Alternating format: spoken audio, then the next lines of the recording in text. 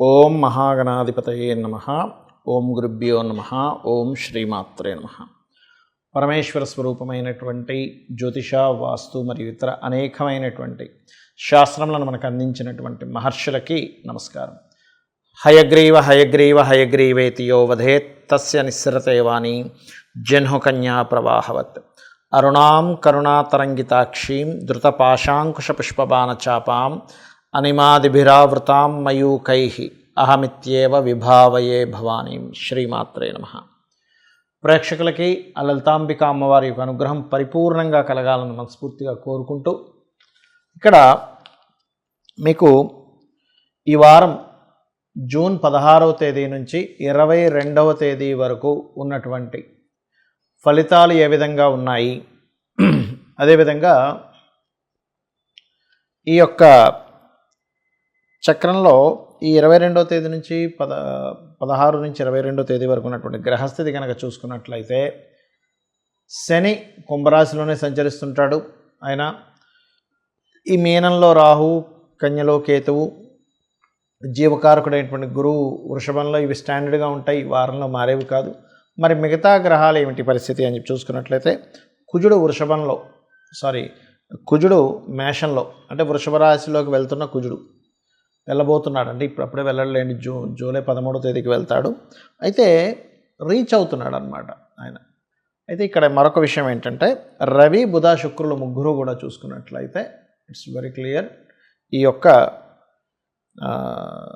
మిథున రాశిలో ఉన్నారు వీళ్ళు. ఈ మొన్నటి వరకు పంచగ్రహ కూటమిలో ఉన్నటువంటి వారు మిథునంలోకి చేరుకున్నారు. మరి అదేవిధంగా చంద్రుడు కన్యా రాశి నుంచి ధనస్సు రాశి వరకు తన ప్రయాణం ఈ వారంలో జరుగుతుంది. ఈ యొక్క గ్రహస్థితిని అనుసరించి 12 లగ్నాల వారికి, లగ్నం తెలియని వారు, రాశుల వారికి ఏ విధంగా ఉంటుందనేటువంటి విషయం మనం తెలుసుకుందాం. కర్కాటక లగ్నము, కర్కాటక రాశి.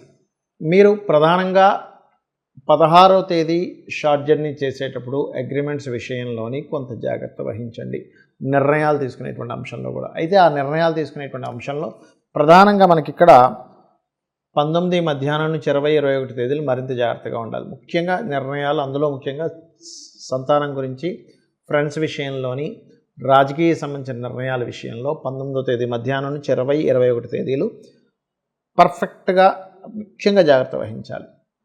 అదేవిధంగా ఇక్కడ ధన సంబంధించినటువంటి విషయంలో ఎలా ఉండబోతుంది, కెరియర్ పరంగా కొంతవరకు దశమ స్థానంలో కుజుడు ఉన్నందుకు మీ టీం లీడర్స్తో కావచ్చు, మీ టీంలో మీరే లీడర్ అవ్వడం వల్ల కొంతవరకు కొంతమందికి అది జీర్ణించుకోలేని పరిస్థితి వల్ల కొంతవరకు ఘర్షణ కావచ్చు ఇటు ఉంటుంది, బికాజ్ ఆఫ్ దశమ స్థానంలో కుజుడు ఉన్నాడు కాబట్టి. బట్ ఫైనాన్షియల్ గ్రోత్ అద్భుతంగా ఉంది, దానికి ఏమి ఇబ్బంది లేదు. అయితే ఇక్కడ 3లో కేతువు ఉన్నందుకు ఎప్పుడైనా సరే 3వ స్థానంలో ఉండే కేతువు మీరు ధైర్యంగా కొన్ని నిర్ణయాలు తీసుకుంటారనేటువంటి చూపిస్తుంది. కాకపోతే 16వ తేదీ మాత్రం అగ్రిమెంట్స్ చేసే విషయంలో మాత్రం చాలా జాగ్రత్తగా ఉండండి. 17-18 తేదీలు, 19వ తేదీ మధ్యాహ్నం వరకు కూడా మీరు ఏదైనా గృహము, వాహనము, వస్తువు కొనుక్కోవడం చాలా బాగుంది. బికాజ్ ఆఫ్ ఎప్పుడైనా సరే ఏదైనా మనం ఒక వస్తువు కొనుగోలు చేయడం వల్ల ఆ రోజు ఉండే గ్రహస్థితి మీకు ఒక మంచి స్థితిని తీసుకెళ్తుంటుంది. కాబట్టి మీరు ఏదైనా వస్తువు కొనుక్కోవాలనుకుంటే, వాహనం కొనుక్కోవాలన్నా, చిన్న బంగారం ముక్క ఏదైనా కొనుక్కోవాలన్నా కానీ మీరు ఆ పని చేయండి. ఏదైనా ఆభరణం కావచ్చు, చిన్న చిన్నవి కూడా కొంటూ ఉంటారు, అమ్మవారు రూపు కొనుక్కుంటుంటారు కొంతమంది, అటువంటివి. అదేవిధంగా మీరు 19వ తేదీ మధ్యాహ్నము, 20-21 తేదీలు మాత్రం ఎటువంటి ఇంపార్టెంట్ డెసిషన్స్ తీసుకోకుండా, ముఖ్యంగా సినిమా ఫీల్డ్ వాళ్ళు, రాజకీయ నాయకులు మరింత జాగ్రత్తగా ఉండాలి. అలాగే ఇక్కడ లోన్స్ కోసం ప్రయత్నం చేసేటువంటి వారికి లోన్స్ యోగం బలంగా ఉంది. వివాహం కోసం ప్రయత్నం చేసేటువంటి వారు, బయట దేశాల్లో నివసించేవారు, అక్కడ జాబ్ చేస్తున్నటువంటి వారు, అక్కడికి వెళ్ళి స్థిరపడేటువంటి వారికి సంబంధించినటువంటి సంబంధాలు వెతుక్కోవడం ఉత్తమము అనేటువంటి చాలా స్పష్టంగా ఉంది. కొత్త జాబ్స్ లభిస్తాయి. అందులో ముఖ్యంగా చూడండి, ఈ పోలీస్ డిపార్ట్మెంట్ కావచ్చు, సెక్యూరిటీ రిలేటెడ్ కావచ్చు, ఎనీథింగ్, ఫ్యాక్టరీస్ని ఆపరేట్ చేసేటువంటి కొన్ని జాబ్స్ ఉంటాయి, అటువంటివి. ఈ యొక్క జాబ్స్ మీకు చాలా అనుకూలంగా ఉన్నాయి. సక్సెస్ రేట్ అనేటువంటిది కూడా పెరుగుతుంది, బికాజ్ ఆఫ్ లాభంలో గురువు ఉన్నాడు కాబట్టి. So don't worry. ఇక మీరు చేయవలసిన దేవతా ఆరాధన ఏమిటి చూసుకున్నట్లయితే, మీరు నిత్యము సుబ్రహ్మణ్యేశ్వర స్వామి ఆరాధన చేయడం మంచిది. అయితే 16వ తేదీ మరియు 19 మధ్యాహ్నం 20-21 తేదీలు మాత్రం శివుడికి నీటితో లేదా పాలతో పెరుగుతో పంచామృతాలతో అభిషేకం చేయడము, ఎవరికైనా పేదలకి పాలని కానీ లేదా అన్నాన్ని కానీ పంచిపెట్టండి. అప్పుడు రాంగ్ డెసిషన్స్ జరగకుండా ఉంటాయి. మీ అందరికీ కూడా ఈ వార ఫలితాల్లో ఎండింగ్లో చెప్పేటువంటిది పూర్తిగా వినండి. ఫస్ట్ ఆఫ్ ఆల్ ఏంటది అంటే, ప్రతి వ్యక్తికి కొన్ని భయాలు ఉన్నాయి. ఏమిటా భయాలు? జాతక చక్రంలో సర్పదోషము లేకపోతే ముఖ్యంగా కాల సర్పదోషం ఉంది అనగానే అమ్మో నిన్న నా జీవితం ఇంకా అయిపోయింది అనుకుంటారు. కానీ అది పూర్తిగా తప్పండి. నేను 140 మంది ప్రెసిడెంట్ల జాతకాలు రకరకాల దేశాల వారీగా తీసుకొని వాళ్ళ జాతకాలు తీసుకున్నప్పుడు దాదాపుగా 90% ఆఫ్ ప్రెసిడెంట్లకి కాలసర్పదోషం ఉంది. దానికి సమయంతో సంబంధం లేదు.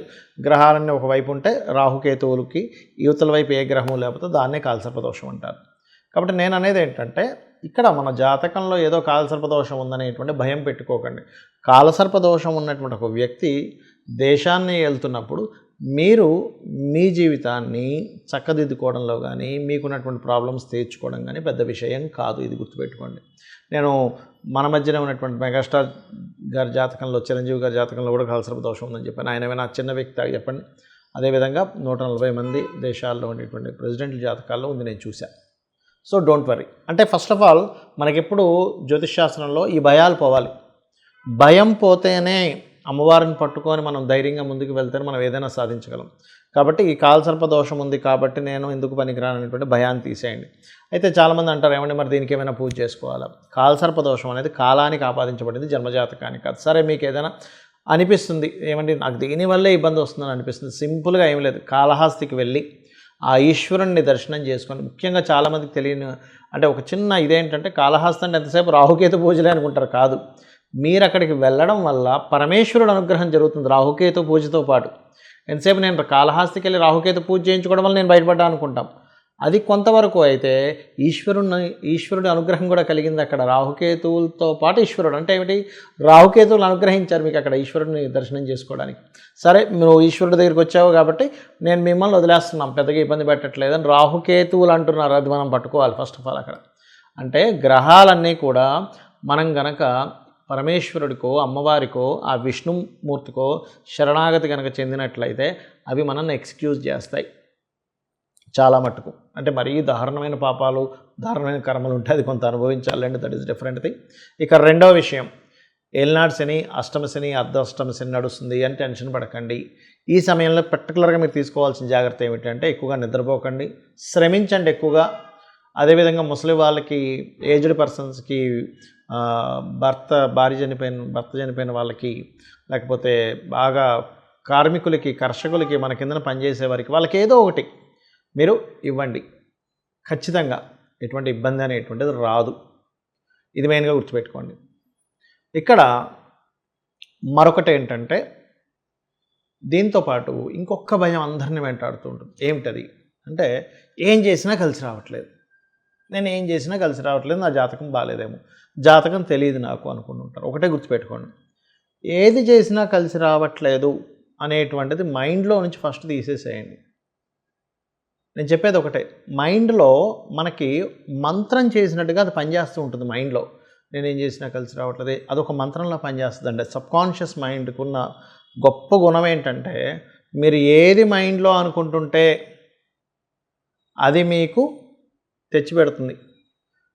ఇతనికి ఏది చేసినా కలిసి రాకూడదనమాట అనుకుంటుందా, ఆ మైండ్ అలాంటిది. అనమాట. ఇంక దానికి ఎట్లా అంటే, అది ఒక నిప్పు లాంటిది. నిప్పుకి దీన్ని కాల్చాలి, దీన్ని కాల్చకూడదని ఏమి ఉండదు. మీరు నిప్పుని తీసుకెళ్ళి దేనికి పెట్టినా అది కాల్చేస్తుంది. ఆఖరికి వేద గ్రంథాలను పెట్టినా కాల్చేస్తుంది, ఇంకొక పెంట కుప్పను పెట్టినా కాల్చేస్తుంది నిప్పు. ఇది వేదం కదా, కాల్చకూడదనే ఉండదు నిప్పుకి. ఎందుకు? నిప్పుకున్న లక్షణం అది. మీరు వినే ఉంటారు, మనకి అనేకమైనటువంటి శాస్త్రాలని 6 నెలల పాటు తగలబెట్టారు. అవన్నీ శాస్త్రాలు కదా, నిప్పు తగలబెట్టకుండా ఉండలేదు. వీడు మంచోడు కదా, వీడికి కాలకూడదు, వీడు మంచివాడు కాదు కదా, వీడికి కాలాలి అనేది ఏముండదండి నిప్పుకి. మన మైండ్ సెట్ ఏదైతే ఉందో, మన సబ్కాన్షియస్ మైండ్ ఏదైతే ఉందో, దట్ ఈజ్ ఒక దాని ధర్మం అది చేసుకుంటూ వెళ్ళిపోతుంది. దాని ధర్మం ఏంటంటే, మీరు ఏది సబ్కాన్షియస్ మైండ్లో అనుకుంటుంటారో దాన్ని చెప్పడమే దాని పని. అంటే నేను మీకు నిప్పు ఉదాహరణ ఎందుకు ఇచ్చానంటే, మంచివాడు వేలు పెట్టినా మూర్ఖుడు వేలు పెట్టినా అది కాలుతుంది. అయితే ఇక్కడ మంచివాడికి కూడా కాలకుండా ఉండాలి అంటే ఇక్కడ మీకు ఒక చిన్న ఎగ్జాంపుల్ చెప్తాను చూడండి. ఆంజనేయ స్వామి లంకను తగలబెట్టినప్పుడు ఆంజనేయ స్వామి యొక్క తోకకి నిప్పు పెట్టారని చెప్పి తెలిసింది. అప్పుడు ఏం చేసింది? అమ్మవారు ప్రార్థించింది. అంటే ఏంటి? అమ్మవారి యొక్క అనుగ్రహం ఉంటే నిప్పు కూడా మనకు కాలదు. ఇది మనం అర్థం చేసుకోవాల్సిన విషయం. అమ్మవారి అనుగ్రహం ఉంటే నిప్పు కాలదు. ఇది బాగా అర్థం చేసుకోండి. అంటే అమ్మవారి అనుగ్రహం అంటే ఎప్పుడు ఉండాలి? అమ్మవారి అనుగ్రహం అంటే ఏమిటి? ఇక్కడ చుట్టూ ఉన్న విశ్వంలో ఉన్న ప్రతిదీ ఈశ్వరుడుగా భావిస్తూ అందులో ఉన్న శక్తి అమ్మవారిగా భావించినట్లయితే మీకు నిప్పు కూడా ఏమీ చేయదు అని అర్థం అనమాట. అది ఆంజనేయ స్వామికి సంబంధించిన వృత్తాంతంలో ఉన్నాడు. అంటే ధర్మం కోసం మీరు కనుక పోరాడుతున్నప్పుడు అమ్మవారు సహకరిస్తూ ఆ నిప్పును కూడా అతనికి కాలకుండా చేయగలుగుతుంది. దట్ ఈజ్ ధర్మానికి ఉన్నటువంటి గొప్పతనం. ఇక్కడ నేను చెప్పేది ఒకటే, మీరు మరి ఏమండి నాకు ఏం చేసినా సరే నాకు పనికి రావట్లేదు, ఏం చేసినా నాకు కలిసి రావట్లేదు, ఏం చేయాలి? ఒక మంత్రం చెప్తాను. ఇది మీరు కనుక రెగ్యులర్గా చాంటింగ్ చేయగలిగితే మీకు ఏమి చేసినా కలిసి వస్తుంది. అలా అని గుడ్డిగా వెళ్ళిపోయి కళ్ళు మూసుకొని డ్రైవింగ్ చేయమని నేను చెప్పట్లా. అదేమిటి అంటే ఓం ఇంద్రగోప పరిక్షిప్త స్మరతూనా భజంగికాయై నమః. ఇది ఖచ్చితంగా ఈ మంత్రం మీ లైఫ్లో సక్సెస్ రేట్ని 100% పెంచుతుంది. ఇది చేయండి, మీ ప్రయత్నం మీరు చేస్తూ ఉండండి, ధైర్యంగా అడుగు ముందుకు వేయండి, 100% మీరు గెలిచి తీరుతారు. శ్రీమాత్రే నమః.